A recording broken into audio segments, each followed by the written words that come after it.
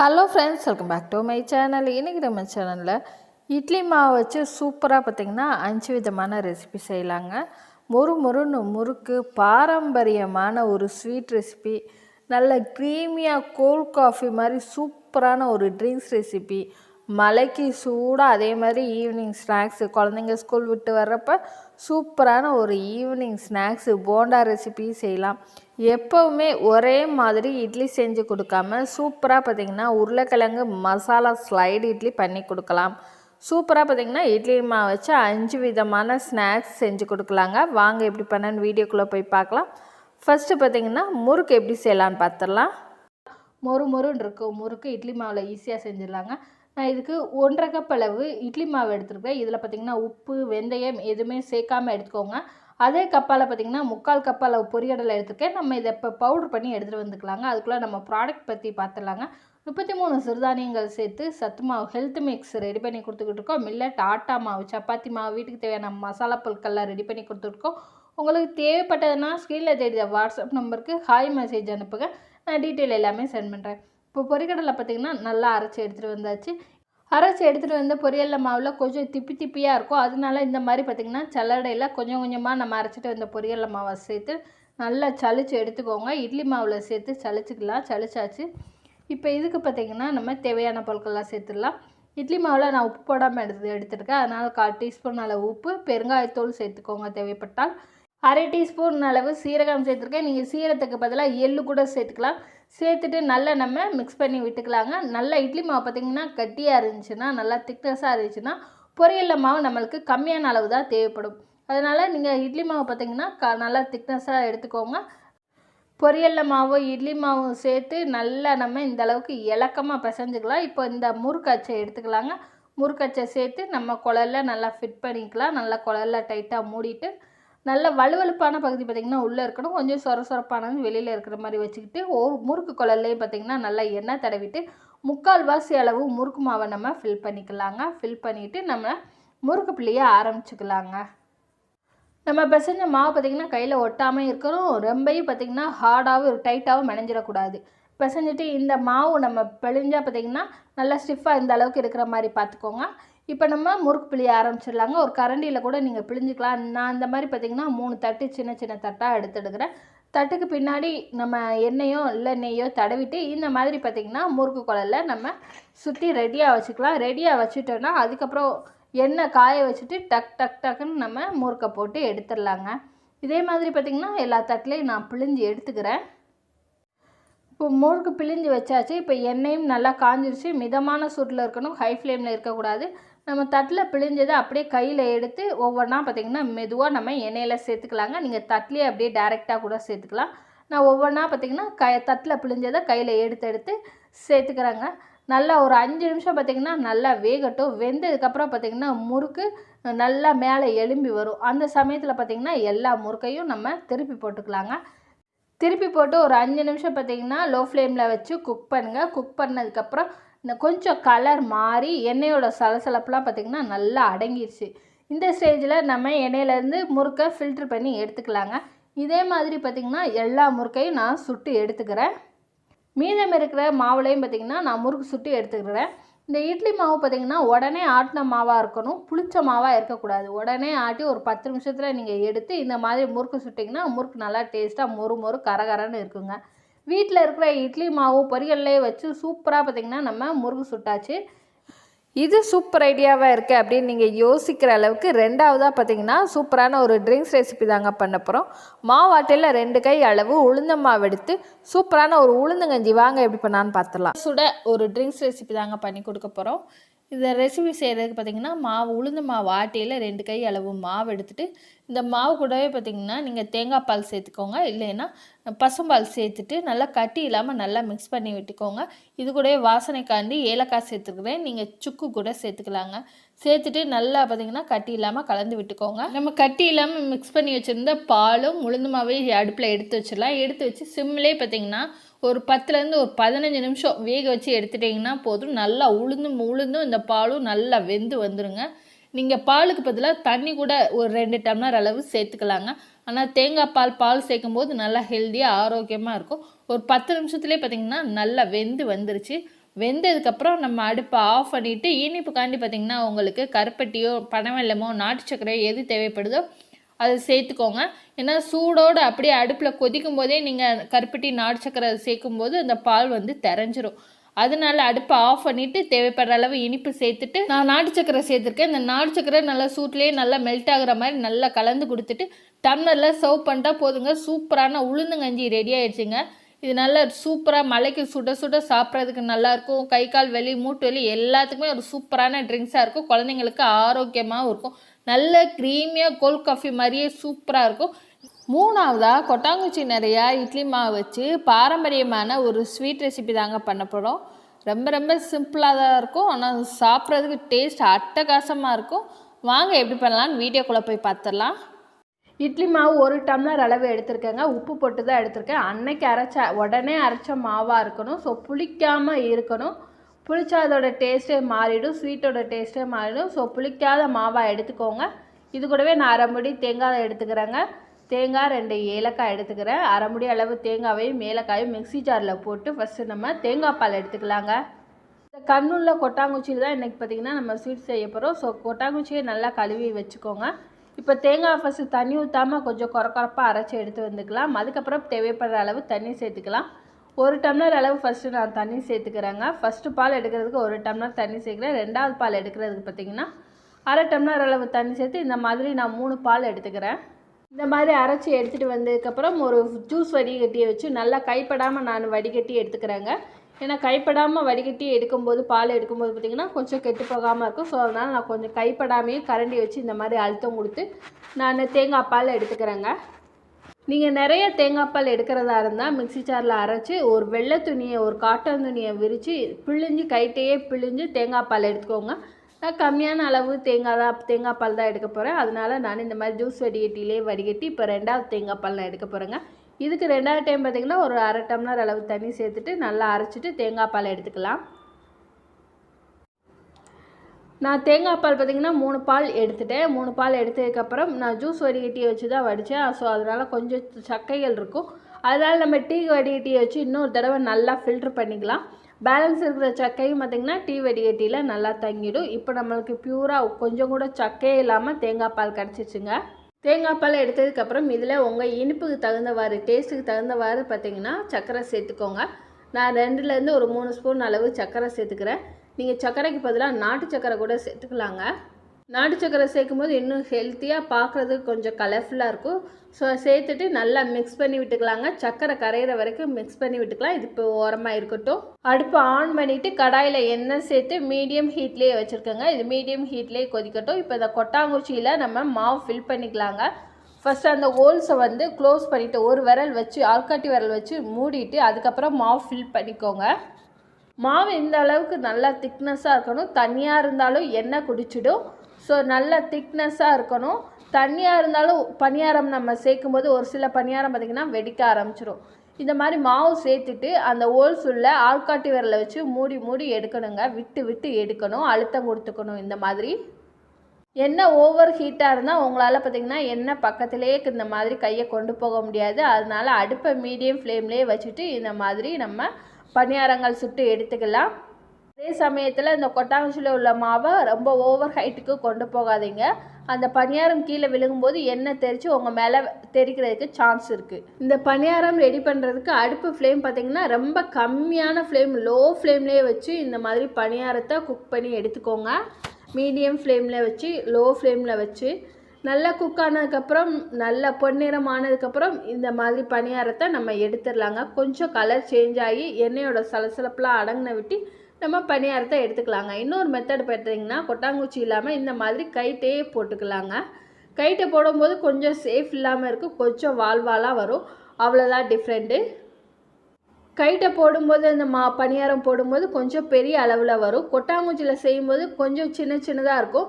குழந்தைங்களுக்கு குட்டி குட்டியாக சாப்பிட்றதுக்கு தான் ரொம்ப பிடிக்கும். ஸோ கொட்டாங்குச்சியில் வச்சு குட்டியாக பணியாரத்தை சுட்டு எடுத்துக்கோங்க. சுட்டு எடுத்து குழந்தைங்களுக்கு செஞ்சு கொடுங்க. கொட்டாங்குச்சியில் செய்யும்போது எல்லாமே பார்த்திங்கன்னா ஒரே அளவாக இருக்கும். இந்த மாதிரி கைட்டை செய்யும்போது அளவு டிஃப்ரெண்ட் ஆகும். பணியாரம் பெருசும் சிறுசுமாக நம்மளுக்கு கிடைக்கும். இந்த மாதிரி நம்ம கோல்டன் ப்ரௌன் கலரில் எல்லா பணியாரத்தையும் பார்த்திங்கன்னா பொரிச்சு எடுத்தாச்சு. ரொம்பவே கலர்ஃபுல்லாக சூப்பராக நம்மளோட பணியாரம் ரெடி ஆயிடுச்சு. நம்ம இப்போ இந்த பணியாரத்தை நம்ம தேங்காய் பால் கூட சேர்த்துக்கலாங்க. தேங்காய் பாலும் நம்மளுக்கு ரெடியாக இருக்குது. பணியாரத்தை சேர்த்துடலாங்க. அடியில் பார்த்திங்கன்னா கொஞ்சம் கூட எண்ணெயே இல்லைங்க. நான் எண்ணெய் இருக்குன்னு நினச்சி கரண்டிகிட்ட எடுத்து போட்டேன். கொஞ்சம் கூட எண்ணெயே குடிக்கலை. உங்களுக்கு பணியாரம் முப்பி வரலைன்னா அதில் கொஞ்சோன்னு பார்த்திங்கன்னா ஒரு பிஞ்ச் அளவு சமையல் சோடா சேர்த்துக்கோங்க. ஏற்கனவே பார்த்திங்கன்னா இட்லி மாவுலேயும் உப்பு சேர்த்து தான் இந்த பணியாரங்களில் நீங்கள் சுடணும்.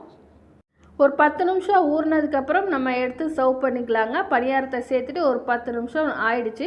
இப்போ நம்ம ஓப்பன் பண்ணி பணியாரத்தை சர்வ் பண்ணிக்கலாங்க.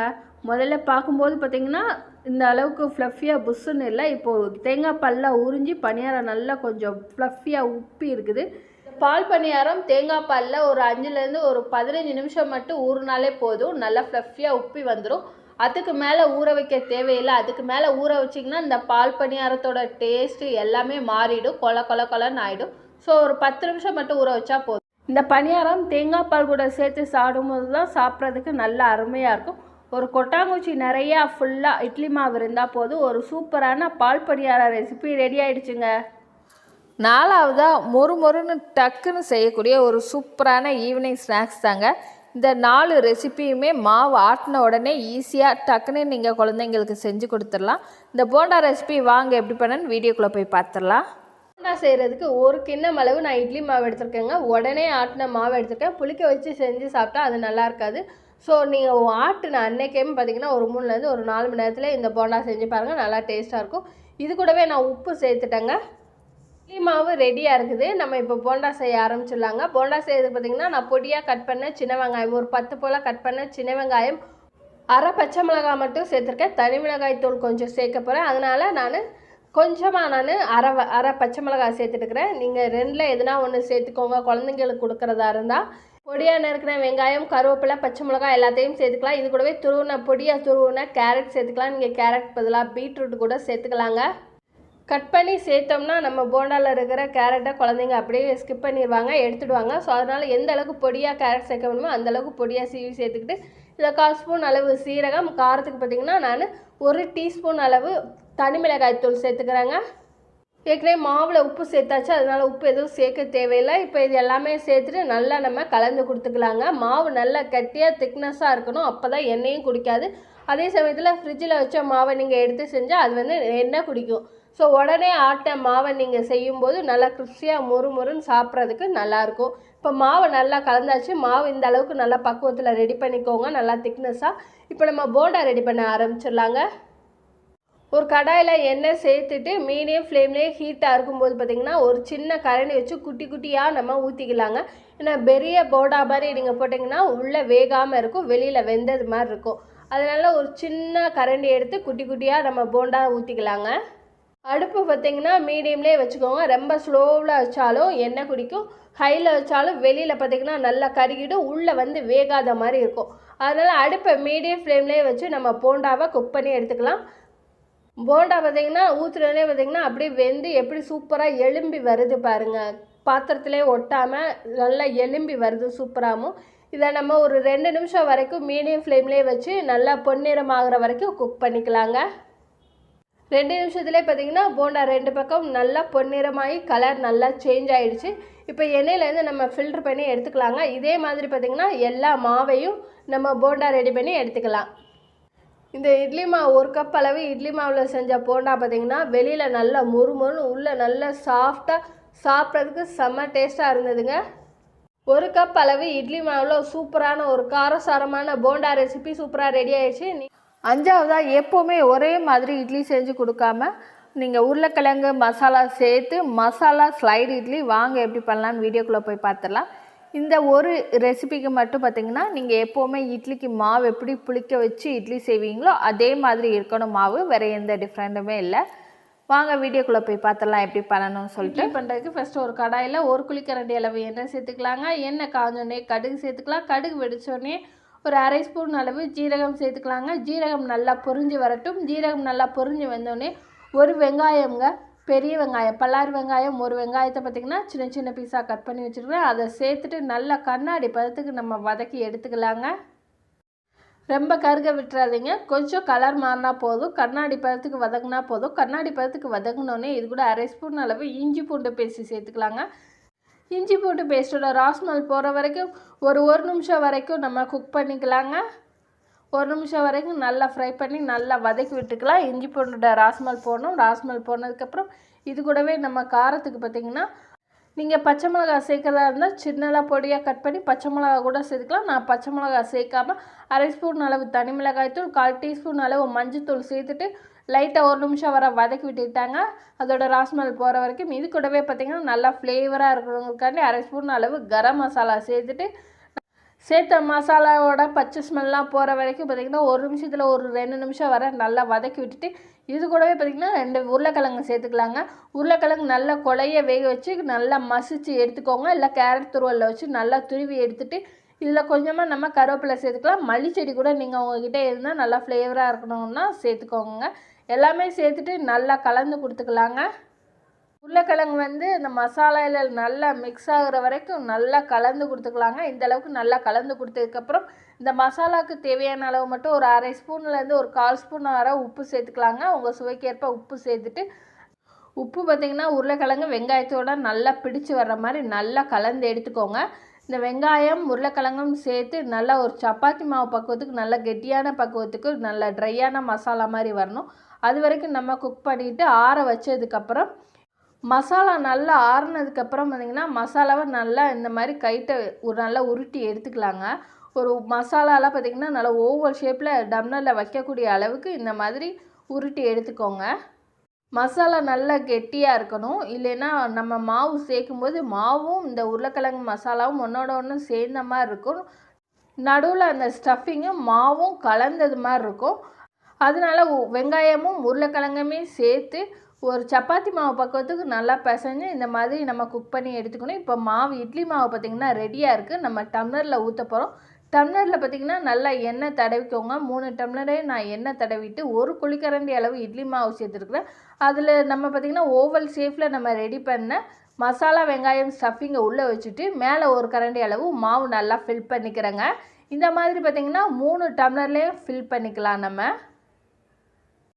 3 டம்ளர்லேயே ஃபில் பண்ணதுக்கப்புறம் இட்லி குண்டானில் தண்ணி நம்ம கொஞ்சமாக இட்லி வேக வைக்கிறதுக்கு எவ்வளோ தண்ணி எடுப்போமோ அந்தளவுக்கு தண்ணி பார்த்திங்கன்னா நல்லா கொதிக்க வச்சுட்டு அடியில் உள்ள இட்லி தட்டை மட்டும் ஒரே ஒரு தட்டு நம்ம வச்சுக்கலாங்க. வச்சதுக்கப்புறம் இட்லி ஊற்றுற குழியில் நம்ம ஃபில் பண்ண மாவு எல்லா மாவையும் ஒவ்வொரு டம்ளரில் உள்ள மாவையும் நம்ம 3 டம்ளரில் வச்சாச்சு. இட்லி குண்டா மூடி போட்டு மூடிட்டு ஒரு 8லேருந்து ஒரு 10 நிமிஷம் பார்த்திங்கன்னா மீடியம் ஃப்ளேமில் இட்லி எப்படி வேக வைப்போமோ அதே மாதிரி பார்த்திங்கன்னா வேக வச்சு எடுத்துக்கலாங்க. வேறு எந்த மாற்றமும் இல்லை. ஏன்னா உருளைக்கிழங்கும் வெங்காயம் ஏற்கனவே பார்த்திங்கன்னா நல்லா குக் ஆகிடுச்சு. இந்த இட்லி மாவு மட்டும் குக் பண்ணணும். அது இட்லி வேக வைக்கிறதுக்கு எந்த டைம் ஆகுமோ அதே அளவு டைம் தான் தேவைப்படும். ஸோ நல்லா குக் ஆகிடுச்சு. நல்லா இட்லி மாவு நல்லா வெந்து வந்துச்சு. இப்போ டம்ளர் எடுக்க முடியாது, நல்லா சூடாக இருக்கும். ஒரு 10 நிமிஷம் கழித்து நல்லா சூடு ஆறுனதுக்கப்புறம் ஒரு கத்தி வச்சு டம்ளர் ஓரங்களில் இந்த மாதிரி மெதுவாக நம்ம எடுத்து விட்டுக்கலாங்க. எடுத்து விட்டால் போதும். ஈஸியாக பார்த்திங்கன்னா இட்லி டம்ளரில் ஒட்டாமல் ஈஸியாக ரிமூவ் ஆகி வந்துடும், அன்மோல்ட் ஆகி வந்துடும். ஓரங்களில் எடுத்துவிட்டு இந்த மாதிரி கைட்டை லேசாக எடுத்திங்கன்னா போதும்.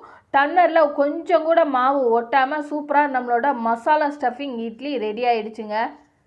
இதே மாதிரி பார்த்திங்கன்னா 3 டம்ளர்லேயுமே நான் எடுத்துக்கிறேன். இது அப்படியே சாப்பிட்றதுக்கு நல்லாயிருக்கும். இன்னும் கொஞ்சம் காரசாரமாக சாப்பிட்ணுங்கிறதுக்காண்டி ஒரு கடாயை வச்சுட்டு அதில் 1 ஸ்பூன் அளவு ஆயில் சேர்த்துக்கிறேங்க. ஆயில் சேர்த்துட்டு கொஞ்சமாக 1/4 ஸ்பூன் அளவு தனி மிளகாய்த்தூள், 1/4 ஸ்பூன் அளவு மஞ்சள்தூள் சேர்த்துக்கிறேங்க. நீங்கள் இதில் விருப்பப்பட்டிங்கன்னா மல்லித்தலை கருவேப்பிலை கூட நல்லா ஃப்ளேவராக கலர்ஃபுல்லாக இருக்கணும்னா நீங்கள் மல்லித்தலை கருவேப்பிலை கூட சேர்த்துக்கலாம். சேர்த்துட்டு இதில் பார்த்திங்கன்னா நம்ம டம்ளர்லேருந்து ரிமூவ் பண்ண இட்லியை இதில் கொஞ்சமாக பெரட்டி எடுத்துக்கலாங்க. இந்த மாதிரி பெரட்டி எடுத்துக்கலாம். நல்லா கலர்ஃபுல்லாகவும் இருக்கும், சாப்பிட்றதுக்கு நல்ல காரசாரமாகவும் இருக்கும். இதே மாதிரி டம்ளரில் உள்ள 3 இட்லியிலையும் நான் ரெடி பண்ணி எடுத்துக்கிறேங்க. குழந்தைங்களுக்கு கொடுக்குறதா இருந்தால் நீங்கள் அப்படியேவும் இந்த மாதிரி மசாலாவில் சேர்க்காமல் டம்ளரில் எடுத்தோன்னே ஈஸியாக நீங்கள் குழந்தைங்களுக்கு சர்வ் பண்ணலாங்க. இப்போ 3 இட்லியும் நல்லா காரசாரமாக நான் சூப்பராக ரெடி பண்ணிட்டேங்க. எப்போவுமே ஒரே மாதிரி இட்லி சாப்பிட்டு போர் அடிச்சதுன்னா இந்த மாதிரி கொஞ்சம் மசாலா சேர்த்து ஸ்டஃபிங் இட்லி, ஸ்லைடு இட்லி செஞ்சு சாப்பிட்டு பாருங்கள். இட்லி மாவு வச்சு சூப்பரான மசாலா ஸ்லைடு இட்லி, பாரம்பரியமான பால் பணியாரம். பால் பணியாரத்துக்கெலாம் மாவரைச்சி புளிக்க வச்சு நம்ம பணியாரம் ரெடி பண்ணிடுவோம். இட்லி மாவில் டக்குன்னு ரெடி பண்ணிடலாம். ஒரு போண்டா ரெசிபி, நல்லா கர மொறுமொறுன்னு இருக்கக்கூடிய முறுக்கு ரெசிபி, டக்குன்னு செய்யக்கூடிய ஒரு சூப்பரான உளுந்தங்கஞ்சி ரெசிபி, நல்லா ஆரோக்கியமான உளுந்தங்கஞ்சி ரெசிபி. இட்லி மாவு வச்சு 5 நாளைக்கு 5 விதமான ரெசிபி நான் உங்களோட ஷேர் பண்ணிட்டு இருக்கிறேங்க. நீங்களும் இந்த ரெசிபி எல்லாமே உங்கள் வீட்டில் ட்ரை பண்ணி பாருங்கள். ட்ரை பண்ணி பார்த்துட்டு எப்படி இருந்தேன்னு உங்களோட ஃபீட்பேக்கை என்னோட கமெண்ட் பாக்ஸில் கமெண்ட் பண்ணுங்கள். உங்களுக்கு இந்த ரெசிபி எல்லாம் பிடிச்சிருந்தா லைக் பண்ணுங்கள், ஷேர் பண்ணுங்கள், மறக்காம சேனலை சப்ஸ்கிரைப் பண்ணிக்கோங்க.